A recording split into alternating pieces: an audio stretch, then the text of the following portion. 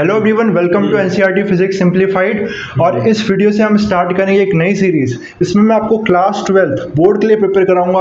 और आज हम बात करेंगे इलेक्ट्रोस्टैटिक्स की। तो जो पहला इलेक्ट्रोस्टैटिक का टॉपिक है, मेन टॉपिक में बताऊंगा और फिर हम प्रीवियस ईयर क्वेश्चन भी करेंगे। आज बेसिक बात करेंगे इलेक्ट्रोस्टैटिक्स की, ठीक है। तो चैप्टर नंबर 1 क्या है? Electrostatics. Chapter number 1 is electrostatics, ठीक है। इलेक्ट्रोस्टैटिक्स में देखो कौन सा पार्ट इंपॉर्टेंट है। इलेक्ट्रो से पहले होता क्या है? Electrostatics mean charges at rest, ठीक है। किसकी स्टडी करनी है हमें? Charges at rest. चार्जेस जब रेस्ट में रहते हैं, ठीक है। ओके, चार्जेस आपको पता है दो टाइप के, positive charge and negative charge, ठीक है। अब इनकी स्टडी करनी है। सबसे पहले हमें जो मेन चीज़ पढ़नी है वो क्या पढ़ना है? हमें यहाँ पर पढ़ना है। इसमें सबसे इंपॉर्टेंट चीज़ है वो क्या है? Quantization of, okay, quantization of charge important topic है, ठीक है। ध्यान रखना, एक मिनट में समझ में क्वांटाइजेशन ऑफ चार्ज क्या होता है, ठीक है। आप शॉप में अंडे लेने जाते हो, कितने अंडे लेके आते हो? ठीक है, 10 एग, 12 एग, 14 एग, जितने भी आप लाते हो, ठीक है। क्या कभी ऐसा लाते हो आप कि 12.5 एग लेके आए, 12.3 एग लेके आए, ऐसा लेके आते हो? कभी नहीं लाते ना। तो चार्जेस भी ये बोलता है कि अगर किसी बॉडी में चार्ज है तो वो चार्ज जो होगा वो इंटीग्रल मल्टीपल में होगा। मतलब या तो 10,000 होगा, 10,000, 20,000 होगा, लेकिन 10,000 10,000.2 नहीं होगा। ये है चार्जेस। तो जब भी चार्ज ट्रांसफर होंगे वो क्या होंगे? इंटीग्रल मल्टीपल की टर्म्स में होंगे, ठीक है। तो मतलब जो फॉर्मूला है इसमें वो क्या आ जाएगा? फॉर्मूला इसमें Q is equal to n e. This is the formula you have to remember. Q is equal to n e. Q क्या है इसमें? बॉडी पे कितना चार्ज है। Q क्या है इसमें? बॉडी पे कितना चार्ज है। Charge on body, charge on body. अब बॉडी पे चार्ज किसकी वजह से होता है? बॉडी के पास चार्ज किसकी वजह से होता है, ठीक है। तो हमें पता है इसमें आएगी इलेक्ट्रॉन थ्योरी ऑफ इलेक्ट्रिफिकेशन, ठीक है। मतलब क्या है इसका? कि जब एक बॉडी में पॉजिटिव चार्ज आएगा, ठीक है। एग्जाम्पल के लिए मैं बोलता हूँ मैं बहुत पॉजिटिव हूँ, ठीक है। मैं बहुत पॉजिटिव हूँ, मतलब मैंने क्या किया है? मैंने जो अपनी नेगेटिविटी थी, अपनी जो बुरी आदतें थी, जो नेगेटिविटी, वो क्या कर दी है? वो रिमूव कर दी है, तब मैं पॉजिटिव हूँ। तो मैंने अपनी क्या की? नेगेटिविटी को रिमूव कर दिया।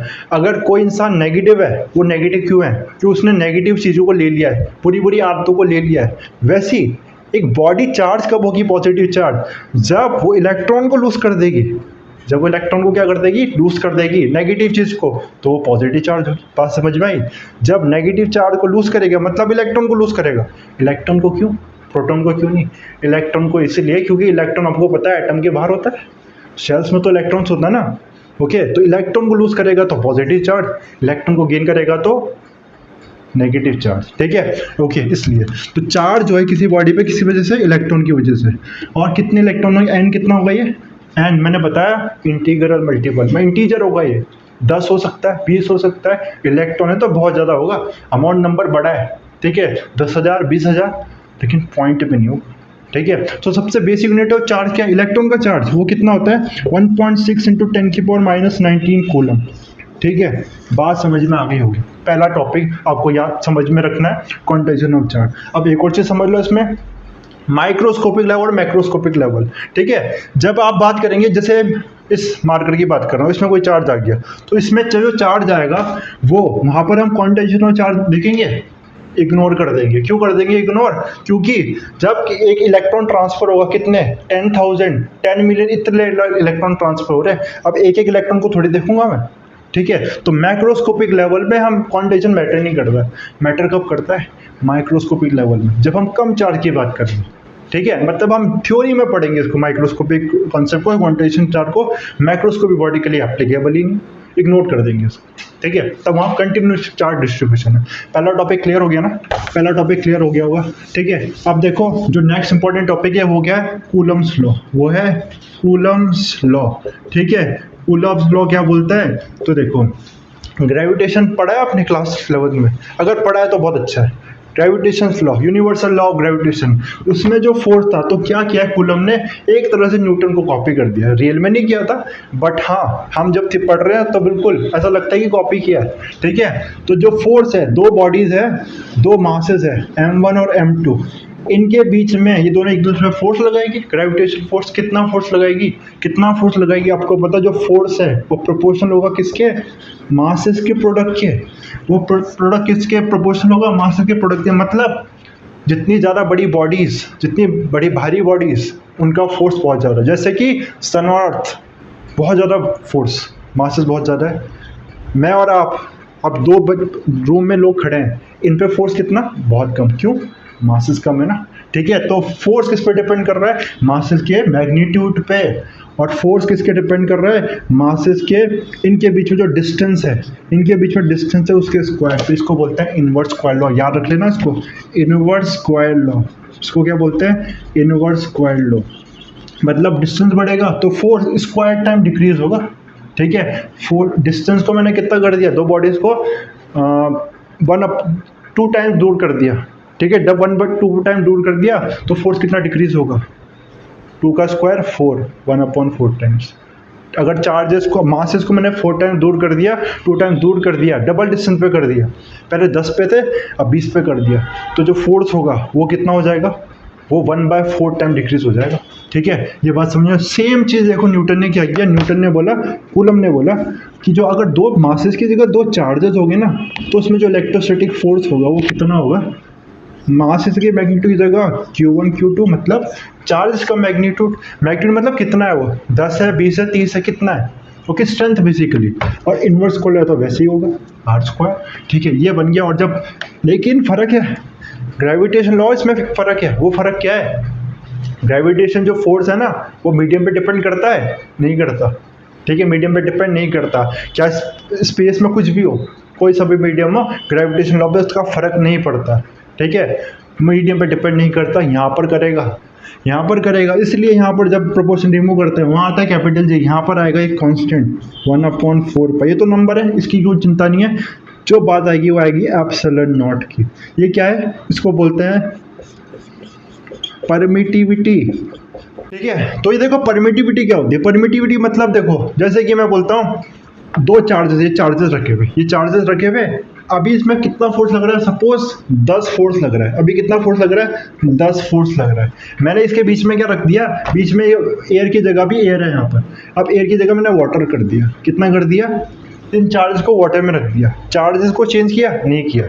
चार्जेस को चेंज नहीं किया। डिस्टेंस को चेंज किया, नहीं, उतना ही डिस्टेंस जितना पहले था। 5 सेंटीमीटर था, 5 सेंटीमीटर। क्या चेंज किया, मीडियम चेंज कर दिया। जैसे मीडियम चेंज करूंगा, क्या फोर्स पे इफेक्ट पड़ेगा, आंसर है यस, फोर्स पे इफेक्ट पड़ेगा। और उसी को बता रहा है ये परमिटिविटी। ठीक है, तो परमिटिविटी क्या बोलती है कि कितना ये फोर्स को डिक्रीज कर रहा है, वो बताइए क्वांटिटी। ठीक है, और अभी देखेंगे इसको डिटेल में, इसमें बहुत इंपॉर्टेंट पॉइंट है, उसको देखना है। ठीक है, तो परमिटिविटी आपको समझ जाओगे मीडियम के बारे में बता रही। ठीक है, जब एब्सोल्यूट नॉट बोल रहा हूँ ना, तो मैं किसकी परमिटिविटी बता रहा हूँ, उसे बोलते हैं एब्सोल्यूट परमिटिविटी। तो किसकी परमिटिविटी बता रहा हूँ, स्पेस की, वैक्यूम की परमिटिविटी बता रहा हूँ मैं इसमें, वैक्यूम की परमिटिविटी, एब्सोल्यूट परमिटिविटी। ठीक है, ओके नाउ, और ये तो आ गया मीडियम के बारे में। बाकी का Q1 Q2 R², यही है कूलम्स लॉ, और कुछ नहीं है। क्या है फॉर्मूला, मेरे साथ बोलो, 1/4 pi epsilon not, 1/4 pi epsilon not Q1 Q2 upon R²। Q1 Q2 magnitude of charge है, चार्ज का कितना मैग्नीट्यूड, कितना ज़्यादा चार्ज है वो, और R क्या है, distance between the 2 charges. Okay, clear हो गया होगा आपको। ठीक है, this is magnitude of force. हमें क्या निकाला, इसमें फोर्स का मैग्नीट्यूड निकाला, ना कि डायरेक्शन ही है। फोर्स वेक्टर है कि स्केलर है, फोर्स तो वेक्टर है ना। डायरेक्शन की बात देखी अभी मैंने, किसकी बात की, बस मैग्नीट्यूड की। तो इतना मैग्नीट्यूड वैल्यू दी होगी, निकाल दोगे कितना है। ठीक है, और इसकी वैल्यू क्या याद रखोगे, इसको 1/4 पाई एप्सिलॉन नॉट याद रख लेना। 1/4 पाई एप्सिलॉन नॉट वैसे जरूरत नहीं है, क्योंकि बोर्ड के पेपर में दिया रहता है, सारे वैल्यूज कांस्टेंट की वैल्यू दी रहती है, फिर भी कर लो यार। ठीक है, तो कितना ये 9 × 10⁹ यूनिट निकाल लोगे, यहाँ से निकाल लोगे ना, क्रॉस मल्टीप्लाई करोगे। फोर्स की यूनिट न्यूटन है, R² ऊपर जाएगा तो मीटर स्क्वायर है। Q1 Q2 क्या आ जाएगा, पर कूलम स्क्वायर। फास्ट पढ़ा रहा हूँ, इसलिए पढ़ा रहा हूँ क्योंकि रिवीजन सीरीज है। रिवीजन सीरीज 30 डेज में कंप्लीट करना है सिलेबस, तो जो पहले से पढ़ के आया हो तब उनके लिए ही है।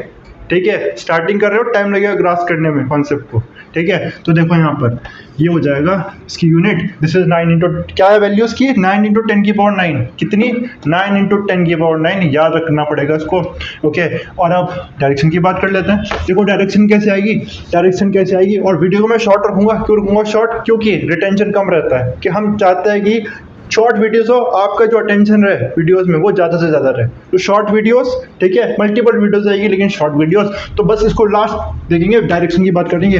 देखो बहुत कॉमन सेंस की बात है, अगर दोनों पॉजिटिव चार्ज है, अगर दोनों पॉजिटिव चार्ज तो क्या करेंगे, रिपेल करेंगे, रिपेल करेंगे तो फोर्स कहाँ लगेगा, बाहर लगेगा अंदर रहेगा, दूर जा रहे हैं ना तो बाहर लगेगा, फोर्स ये लगेगा, ये रिडायरेक्शन, ठीक है, यूनिट वेक्टर लगा देंगे आप, जैसे कि इस डायरेक्शन में मैंने उसको आर कैप बोल दिया, ठीक है। और अगर ये पॉजिटिव नहीं होता, नेगेटिव होता दूसरा वाला, तो अट्रैक्ट करते हैं, कहाँ जाता है, इधर आ जाता है, ऑपोजिट डायरेक्शन।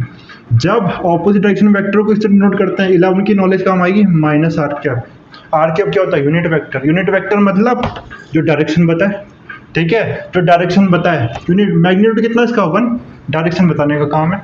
तो जब पॉजिटिव पॉजिटिव चार्ज है, बाहर की तरफ फोर्स, बाहर की तरफ फोर्स, जब पॉजिटिव नेगेटिव तो अंदर की तरफ फोर्स, नेगेटिव नेगेटिव है तो कहाँ की तरफ फोर्स, अगेन अंदर की तरफ फोर्स, ठीक है। ये सॉरी इसमें बाहर की तरफ फोर्स आएगा, रिपेल करेगा, ठीक है, ओके। ये क्लियर हो गया, वो डायरेक्शन भी क्लियर हो गई, तो यूनिट वेक्टर से डिनोट कर देंगे डायरेक्शन को, ठीक है। और देखो अब जो मैं इसकी बात कर रहा था, लास्ट टॉपिक आज के लिए वो क्या है, इसमें जब परमिटिविटी की बात कर रहा था मैं, ठीक है, मैं बोलता हूँ ध्यान से, क्वेश्चन आता है एग्जाम में, बोर्ड में आ चुका है क्वेश्चन, कि जो एयर की, वाटर की परमिटिविटी कितनी है, वाटर की जो परमिटिविटी है, के से भी बोल देते हैं उसको, एप्सिलॉन नॉट आर से भी, ठीक है। इसका जो डाइलेक्ट्रिक कांस्टेंट भी बोल देते हैं उसको, डाइलेक्ट्रिक कांस्टेंट, या फिर क्या बोल देते हैं, रिलेटिव परमिटिविटी, क्या भी बोल देते हैं, रिलेटिव परमिटिविटी। कितनी है इसकी वैल्यू, ठीक है, याद नहीं करना इसको, बस ये वैल्यू 81 दी होगी आपको, 81 होती है, ठीक है। इस 81 का क्या मतलब है, इसके 81 का मतलब समझ लो, ठीक है। पहले मैं मीनिंग समझा देता हूँ, फिर फॉर्मूले से देखेंगे। मैंने क्या किया, चार्ज को, दो चार्जेस जितना भी मैग्नीट्यूड इनका कुछ डिस्टेंस में रखें, ठीक है। अब इनमें फोर्स लगेगा, ठीक है, सपोज कितना फोर्स लग रहा है, एफ फोर्स लग रहा है, इसमें कितना फोर्स लग रहा है, एफ, कहाँ पर रखें, वैक्यूम में रखें। एयर में भी रखेंगे तो फर्क पड़ेगा, ज़्यादा फर्क नहीं पड़ेगा, हम उनको भी कंसिडर कर सकते हैं। तो एप्सिलॉन नॉट एयर के लिए भी, वैक्यूम के लिए भी। अब क्या कर दिया, इसको किस में रख दिया, अब किस में कर दिया, वाटर में रख दिया, और जैसे ही वाटर में रखा ना, फोर्स क्या हो जाएगा, फोर्स डिक्रीज हो जाएगा, कितना डिक्रीज होगा, इतना डिक्रीज होगा, ये तो ये आ गया, ये क्या आ गया, कितना फोर्स डिक्रीज होगा इस मीडियम में रखने पर। तो 81 क्या बता रहा है, इस मीडियम के बारे में बता रहा है, इसको क्या बोलते हैं, रिलेटिव परमिटिविटी, रिलेटिव परमिटिविटी, गलत लिखा मैंने यहाँ, ठीक करेंगे, रिलेटिव परमिटिविटी, या फिर डाइलेक्ट्रिक कांस्टेंट भी बोल देते हैं, कैसे रिप्रेजेंट करता है, होता क्या है ये, तो रेशो है किसका, ठीक है, डिटेल में भी जा सकता है, लेकिन अभी तो हम शॉर्ट में कर रहे हैं, तो epsilon, this is ratio of epsilon upon epsilon not. क्या आ गया, तीनों एप्सिलॉन, 4 बार एप्सिलॉन नहीं, देखो ये क्या है, ये एप्सिलॉन है, वाटर का कितनी परमिटिविटी है, वाटर कितना उसको रोक रहा है, कितना क्या कर रहा है, इलेक्ट्रिक फील्ड को कितना अलाउ कर रहा है, परमिट कर रहा है, that is okay. Epsilon not क्या था, एयर कितना इलेक्ट्रिक फील्ड को अलाउ कर रहा है, इलेक्ट्रिक फील्ड से फोर्स बनेगा, आगे देखेंगे इलेक्ट्रिक फील्ड का कौन से वहाँ, तो अभी हम शॉर्ट में कर रहे हैं। और एप्सिलॉन नॉट आर क्या आएगा, रिलेटिव परमिटिविटी, मतलब एक नंबर है ना 81, जब आप क्या करते हो, एप्सिलॉन को, इसकी कुछ वैल्यू होगी, इसकी कुछ वैल्यू होगी, जब इनको डिवाइड करते हो ना, तो ये नंबर आ रहा है, कितना नंबर आ रहा है, वाटर के लिए 81 आ रहा है, 81 मतलब कि वाटर फोर्स कितना टाइम डिक्रीज हो जा रहा है, कितने टाइम डिक्रीज हो जा रहा है, वाटर इतना रोक दे रहा है कि फोर्स इतना डिक्रीज हो जा रहा है, ठीक है। तो ये चीज़ हो जाएगी। शॉर्ट रखेंगे वीडियो को, एक बार रिकॉल कर लेते हैं, हमने क्या क्या पढ़ा, हमने पढ़ा क्वांटाइजेशन ऑफ चार्ज, मतलब चार्ज होता है, क्वांटाइज होता है, उसको हम क्या करेंगे, इंटीग्रल मल्टीपल में एक्सप्रेस करेंगे, मतलब पॉइंट भी नहीं आएगा, क्योंकि इलेक्ट्रॉन क्या है, आधा इलेक्ट्रॉन थोड़ी आएगा, एक इलेक्ट्रॉन, दो इलेक्ट्रॉन, कहाँ एप्लीकेबल है, Q equal to any microscopic level है, पहली बात। कूलम लॉ क्या होता है, F is directly proportional to Q1 Q2 upon R square, Q इसमें जो प्रोपोर्शन रिमूव करेंगे तो क्या आएगा, 1/4 एप्सिलॉन नॉट। एप्सिलॉन नॉट क्या है, permittivity of free space, medium कैसे इफेक्ट डाल रहा है, और हमने देखा रिलेटिव परमिटिविटी क्या होता है, epsilon upon epsilon not, this is the permittivity, medium कितना अलाउ कर रहा है, ठीक, इलेक्ट्रिक फील्ड को अपने through, that is of the medium, जिसकी मीडियम की बात करेंगे, ये स्पेस की हो गई या वैक्यूम की, और ये उनका रेशो हो जाए, एक नंबर होगा ये, ठीक है। आई होप कि आपको क्लियर हुआ होगा, ठीक है। तो नेक्स्ट वीडियो में हम इलेक्ट्रिक फील्ड क्या की बात करेंगे। Thanks for watching.